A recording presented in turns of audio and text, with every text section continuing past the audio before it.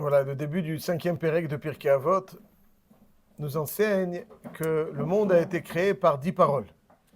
Ba'asara ma'amarot nivra olam. Uma Talmud lomar. Pourquoi est-ce qu'on a besoin de nous évoquer cet enseignement, que le monde a été créé en 10 paroles, pour nous dire la grandeur d'Hachem. Hachem aurait pu le créer en une seule parole, donc si c'est pour évoquer la grandeur d'Hachem. Et là, pourquoi est-ce qu'on nous enseigne que le monde a été créé en 10 paroles, avec 10 paroles? La lipara mina reshaim shemeabdim et haolam shelivra ba'asara ma'amarot. Donc ça veut dire pour montrer à quel point le monde est important. Hachem a dû intervenir à 10 reprises pour le faire. Il y a plus que 10. On arrive tout de suite. Lipara mina reshaim shemeabdim et haolam shelivra ba'asara ma'amarot. Donc c'est pas pour refléter la grandeur d'Hachem qui par la parole a créé. Ma'amar echad Hachem l'aurait pu. Mais Ba'asara Ma'amarot, c'est pour nous dire, regardez, Hachem s'est investi dans le monde. Celui qui abîme le monde, il abîme la parole, 10 fois la parole d'Hachem. Et celui qui consolide le monde, l'iten sachar tov la tzadikim, celui qui fait ce qu'il doit faire, au contraire, il consolide 10 fois la parole d'Hachem. Donc, où il abîme Khalila 10 fois la parole d'Hachem. Donc, c'est-à-dire, c'est pas refléter les capacités divines, évidemment, Hachem. Aval, c'est pour nous montrer donc à quel point Hachem tient à ce monde et pour donner un sachar tov aux tzadikim et à ceux qui ne, le contraire à ceux qui ne le sont pas. L'ipara mina reshaim, ça montre à Kadosh Baruch Hu, donc c'est investi 10 paroles pour créer le monde et celui qui fait ce qu'il doit faire. Adérab, Quelles sont les 10 paroles? Alors, Monsieur Cohen, vous dites qu'il y a marqué plus les 10 paroles. Vous les avez en tête, les 10 paroles? Alors, je vais vous citer les 10 paroles.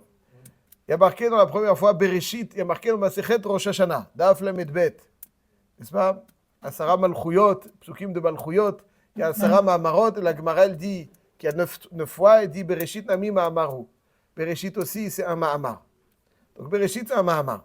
Donc il y a Bereshit, ensuite il y a marqué Vayomer Elokim Yehi Or. Ensuite il y a marqué Vayomer Elokim Yehi Rakia, Vayomer. ויאמר אלוקים יהי רקיע בתוך המים, והיא מבדיל בין מים למים. ויאמר אלוקים יקבעו המים אל מקום אחד, ותראה יבשה. Ça c'est le 4e. Le 5e, ויאמר אלוקים תת הארץ דשא. Le 6e, ויאמר אלוקים יהי מאורות ברכי השמיים. Le 7e, ויאמר אלוקים ישרצו המים. Le 8e, ויאמר אלוקים תוצא הארץ דשא. ויאמר אלוקים נעשה אדם בצלמנו כדמותנו. Ensuite il y a marqué ויאמר אלוקים הנה נתתי לכם, etc. Donc pasuk כ"ט. Donc, ça c'est le Gaon de Vilna. Kol panim, il y en a qui disent aussi Vayomer Hashem Elokim Lotov Eyot Adam Levado. Quoi qu'il en soit, il y a 10 fois le terme Vayomer Ba'asara Ma'amarot Nivra Olam. Le monde a été créé par la parole. Et donc, cette parole va alimenter le monde. Et ça qu'il faut bien comprendre, c'est que la parole va alimenter le monde à chaque instant. C'est-à-dire que ce n'est pas qu'Hachem crée le monde par la parole et ensuite le monde existe de façon totalement autonome. Grâce à cette parole, avec certes la bienveillance d'Hachem, pas du tout. La parole est génératrice. La parole est génératrice du monde à chaque instant. Akadosh Baruch Hu, il génère le monde à chaque instant. Vata mehayye et kulam.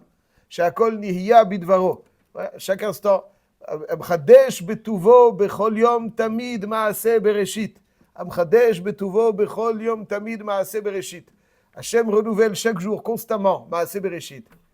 Les Ose Orim Gedolim, qui le Olam Chazou. Il n'y a pas marqué les Asa, chez Asa. Les Ose Orim Gedolim. Donc ça, c'est une base du judaïsme, de savoir que la parole n'est pas une parole mais c'est une parole constante. Ce n'est pas une parole simplement qui s'est passée dans le... C'est une parole constante. Alors, en quoi d'abord cette parole est constante? En quoi cette parole est constante? C'est-à-dire, qu'est-ce que ça nous indique comme enseignement? En réalité, c'est une Mishnah extrêmement profonde.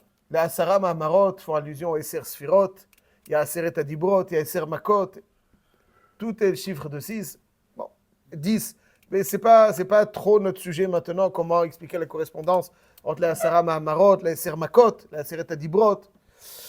On va juste goûter un petit peu le Piapshat, ce qu'on peut voir de ça, les Asara Ma'amarot. Donc le monde est créé par la parole. Qu'est-ce que ça veut dire? Que le monde parle à l'homme, quelque part. Ouais. C'est-à-dire, le monde est créé par la parole.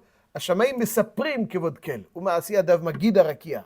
Dans un premier temps, Hachem Et quand il crée le monde par la parole, alors celui qui observe le monde doit être capable d'écouter la parole d'Hachem. La parole d'Hachem. La parole est génératrice. Hachem génère le monde avec sa parole. Et donc cette parole doit être, Hashamayim Mesaprim, doit être écoutée par l'homme. Hashamayim Mesaprim kevodkel, Masi Adam Gidarakia, Yom Leum Yabia Omer, Velaila Ilay Havedat, En Omer, Ven Devarim, Beli Lishma Kolam. Donc Hashamayim Mesaprim, c'est les cieux racontent. Les cieux racontent. Il y a donc un message divin dans l'observation du monde. Il y a un message divin.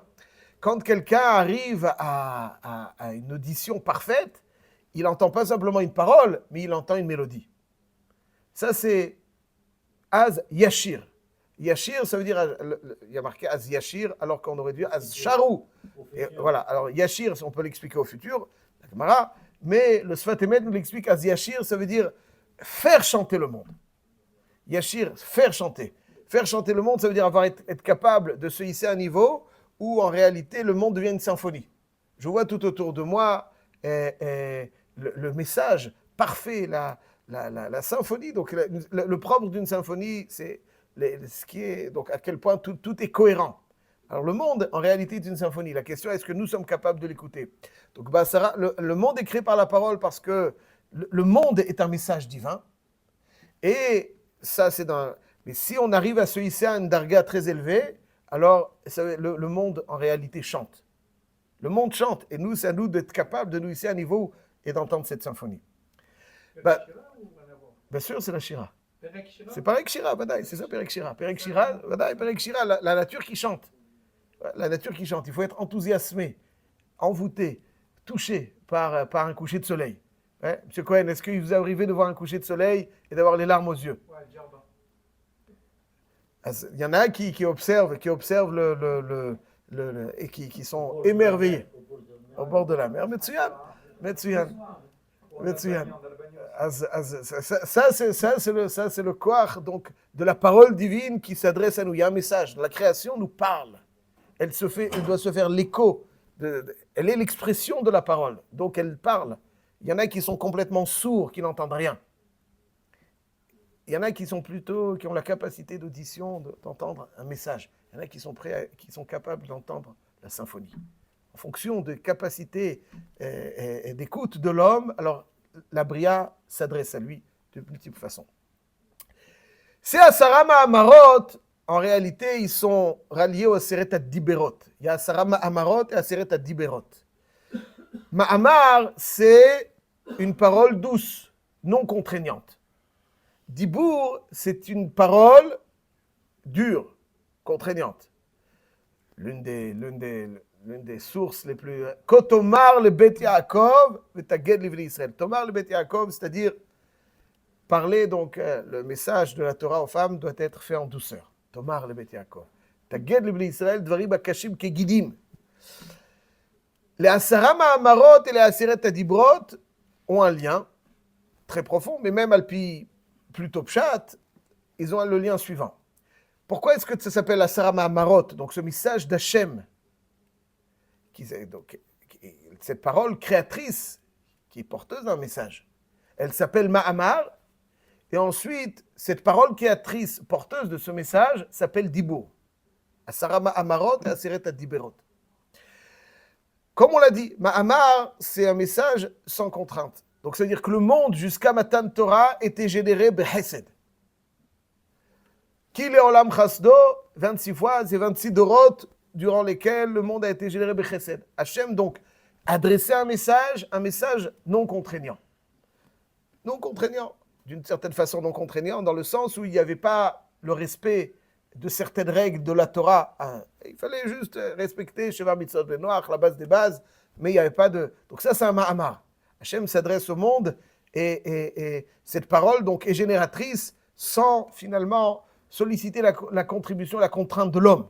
Contribution dans le sens où l'homme il a besoin de respecter certaines choses pour que ce Ma'amar existe. À partir de Aseret Adiberot, à partir de Matan Torah, la donne change. Le Ma'amar se transforme en Dibour. Dorénavant, Hachem génère le monde que par l'étude et le respect de la Torah. C'est ça qui génère le monde, c'est qui donne un sens au monde. Ad-Dibrot, maintenant, cette parole est exigeante. Le message d'Hachem, qu'on doit percevoir, est un message d'exigence. Un message où il exige notre participation, d'une certaine façon, pour que justifier cette énergie qu'il offre au monde. C'est ça, c'est pour ça qu'il y a marqué Vayere vayi boker yom ha-shishi. Vayichulu ha-shamayim v'aretz v'chol tzevam. Pas marqué Vayere vayi boker yom shishi, mais yom ha-shishi. Le erev et le boker, c'est-à-dire ce qui symbole les forces de la nature, le cycle de la nature, généré par la parole divine, dorénavant se transforme en dibour. C'est un message que je dois entendre et qui doit m'interpeller et m'amener, et contraignant dans le sens où je dois dorénavant respecter tout ce qui doit être respecté. Ça, c'est la Aseret HaDibrot. On est passé de Asara Mahamarot à Aseret HaDibrot. Donc en fait, dans l'histoire de l'humanité, il y a eu deux périodes. Il y a eu la première période où on devait juste, un Mahamar, ça veut dire juste entendre ce message d'Hachem, cette parole d'Hachem génératrice à travers donc ce qu'elle réalise. Il y a une deuxième période, à partir de Matan Torah, où il ne suffisait pas d'entendre, d'être à l'écoute de ce message, mais il fallait donc participer, et ce message devait me contraindre l'humanité à un certain comportement pour justifier et permettre à ce message, à cette parole, ce message divin doit être intercepté et réalisé. Avant, il était Mahamar. Maintenant, ce message d'Hachem, de la création, devient un dibour. Un dibour, ça veut dire qu'il est contraignant. Maintenant, tu dois l'écouter, pas seulement dire « Ah, ok, Hachem existe, il y a certaines lois de base. Maintenant, ce message-là me contraint à... » Moi aussi, donc le monde tient sur la Torah, Istakel Boraita Bara Alma. Donc le monde, quelque part, décrit la Torah dans sa profondeur. Et ce message, cette parole qui finalement est imprégnée de Torah, est contraignante parce qu'elle me demande ma participation et mon adhésion à ce que ce message, pas seulement à l'origine de ce message, mais au contenu de ce message. Mahamar, c'était l'origine du message. Mais là, après, les dibrot, c'est un dibour qui me concerne, qui me contraint, auquel donc je dois participer activement. Parce que le Mahamar, le dibour de la Torah, le dibour d'Hachem, c'est un dibour de Torah. C'est ça. C'est pour cette raison que pendant Matan Torah, il y a marqué que le Ham Israël, V'chol ha'am ro'im et hakolot. C'est quoi V'chol ha'am ro'im et hakolot? Il voyait les voix. C'est quoi Shomarim et hakolot? Les voix, ça s'entend, ça ne se voit pas. Alors pourquoi V'chol ha'am ro'im et hakolot?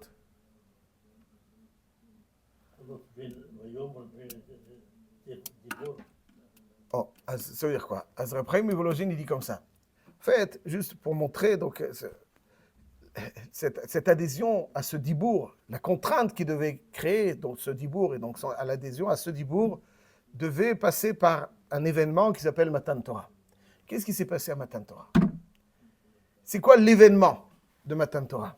On s'est préparé tellement de temps à Matan Torah. Et finalement, Hachem, on a l'impression qu'il nous dit des choses on ne peut plus basiques. Lotirtzach, lotinaf, lotaneberach et shaker, lotachmod. On s'est préparé tellement de temps pour juste comprendre ce message qu'il ne faut pas faire tout cela.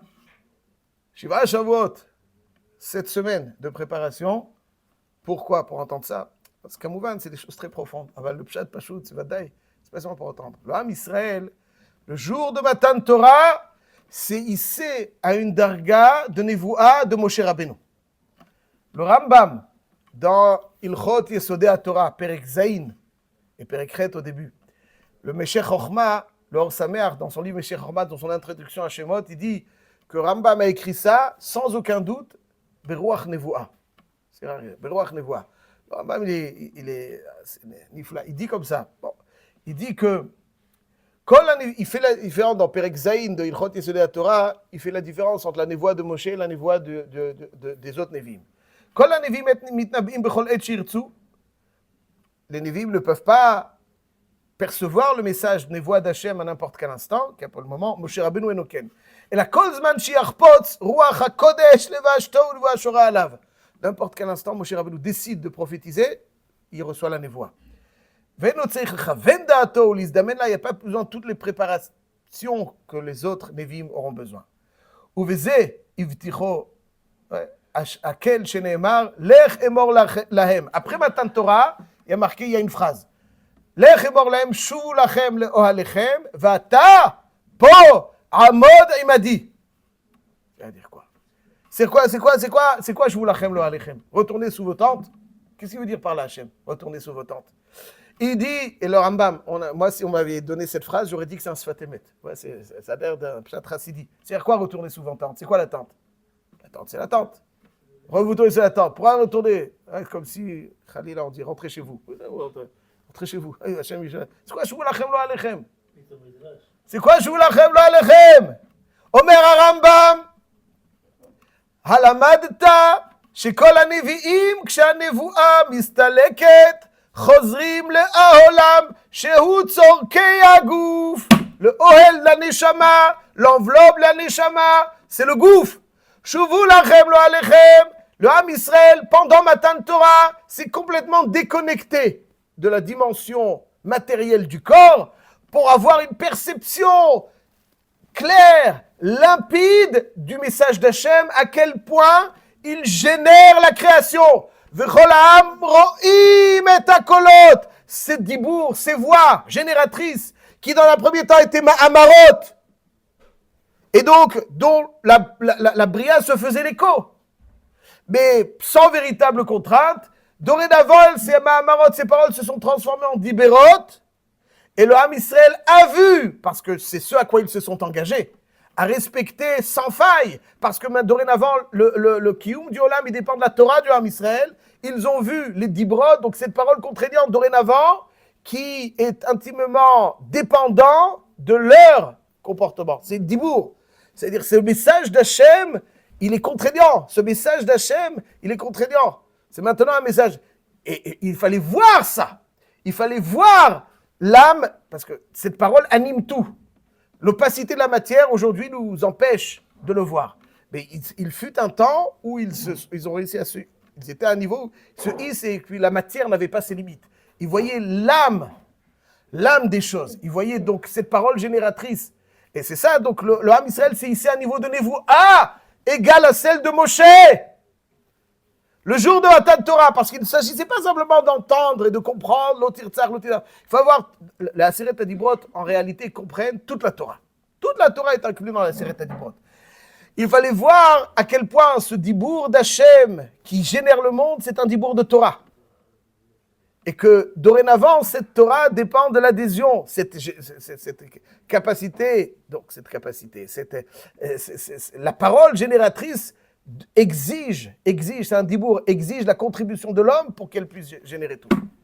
Et c'est pour ça qu'ils se sont hissés à un niveau, celui de Moshe Rabbeinu. Donc ça veut dire, Vaspakaraya Meira. Moshe Rabbeinu, il avait un niveau de nevoie supérieur à celui de Vib. Pas simplement, il pouvait être mitnabé tout le temps, mais il était déconnecté des Tzorchei Hagouf. C'est ça qu'il dit. Shuvu lachem lo alechem, revenez dans le gouffre. Ça veut dire qu'ils se sont déconnectés des Tzorchei Hagouf. Ils avaient donc une perception, les malas, le mala mais teva, donc c'est une perception parfaite. Aval, les fichach enam porshim d'shute. Moshe Rabbeinu lo chazar le'ohalo harishon. Moshe Rabbeinu, lui, il est resté. Ata po amod, il m'a dit. Moshe Rabbeinu, il est resté. Donc, il est resté avec Spakla et Meira tout le temps. Et ça c'est donc le niveau auquel le Ham Israël devait arriver le jour de Matan Torah. Pas simplement à celui d'une écoute, mais à celui où ils étaient capables de voir. Ouais. D'ailleurs, donc le Yesod d'abord, c'est que la Asara Ma'amarot, c'est des paroles génératrices. C'est des paroles qui, finalement, à travers le monde doit se faire l'écho de cette parole. Cette parole, Hachem s'adresse à nous à travers sa création. Et il s'adresse à nous, son de Mahamar, mais après Matan Torah, c'est un dibour. La création, donc, exige de nous. Elle a un message, elle est porteuse d'un message divin qui est exigeant. Donc, ça, c'est un dibour. Ça, on le sait. Mais pour une adhésion parfaite, le Ham Israël, le jour de Matan Torah, a dû le voir. Et pour le voir, il fallait se hisser à un niveau qui est celui de Aspakla Beira. Donc, l'événement du Har Sinaï, c'était un événement de prophétie, de Nevoua. Après, Hachem leur dit, Shuvu lachem lo alechem, le gouffre, Tzorkei Hagouf, les Nashim, etc.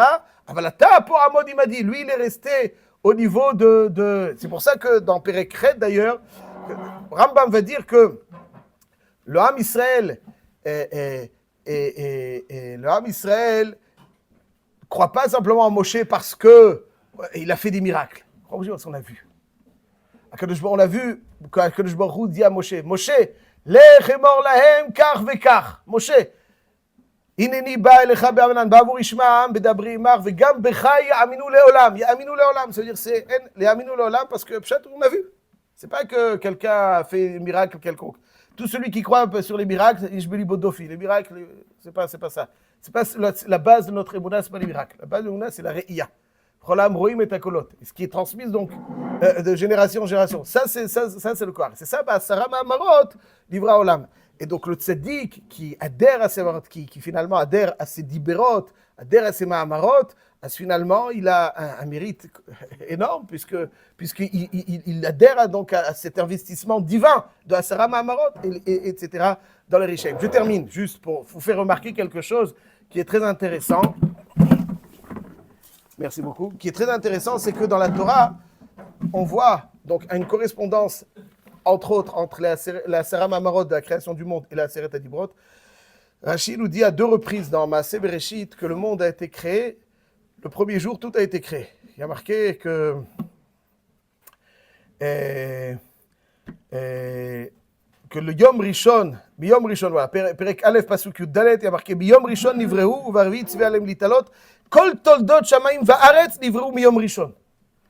C'est marqué aussi après, dans le Pasuk, qui nous parle de Ele Toldot Hashamayim, Biyom Asot Hashem Elokim Eretz Veshamayim, Lelametra, donc Perek Bet Pasuk Dalet, marqué Lelametra, Shekulam Nivrou Biyom Arishon. Donc tout a été créé potentiellement. C'est pour ça que Bereshit, c'est aussi un Mahamar. Parce qu'en potentiel, tout a été créé directement. Et je termine. Dans la Aseret Adibrot aussi, il y a marqué. Comme Perek Raf, Pasuk Aleph de Shemot, il est marqué Vayedaber Elokim et kol advarim haele lemor. Et Rashi aussi, de façon melamed, chez Amar HaKadosh Baruch Hu Aseret Adibrot, Bedibour Echad. Après, il y a eu quelque chose qui englobe tout. Donc tout ça, c'est très profond.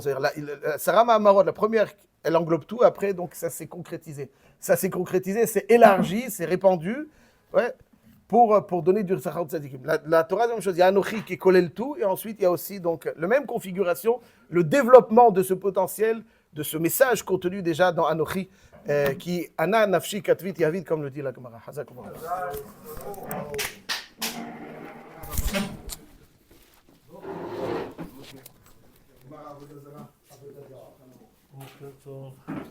בוקר טוב, ברוך הבא, גיל. ברוך הבא.